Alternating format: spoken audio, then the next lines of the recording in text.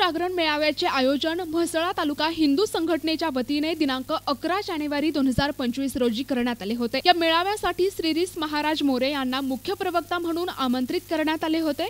या मेळाव्यात हिंदू बांधवांत लव जिहाद, व्यवसाय जिहाद, फूड जिहाद, लँड जिहाद या नावाखाली सामाजिक तेढ निर्माण होईल अशा प्रकारचे वक्तव्य केल्यामुळे या परिसरात आणि कोकणपट्ट्यात पूर्वजांकडून जोपासलेल्या हिंदू सामाजिक एकोप्याला कुठेतरी गालबोट लावून समाजात तेढ निर्माण करणारे विष सोडण्याचे काम या मेळाव्यात केलेल्या वक्तव्यामुळे निर्माण झाले आहे।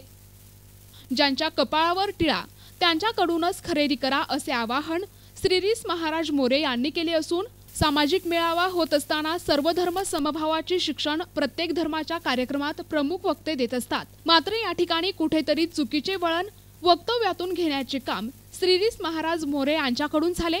त्यामुळे मुस्लिम समाजाच्या भावना दुखावल्या गेल्या आहेत। आवाज येत नाही तुमचा, चुकीचं नाही ना बोलत मी?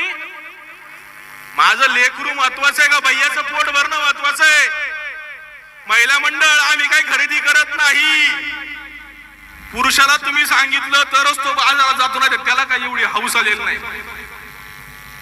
तुम्ही संकल्प करा, जर आमच्या पुढच्या पिढ्या निरोगी आरोग्यदायी करायच्या असतील तर कुणावरही दया माया न दाखवता फक्त आणि फक्त हिंदूंकडूनच खरेदी करा। NTV news Marathi, Mhasla, Raigad.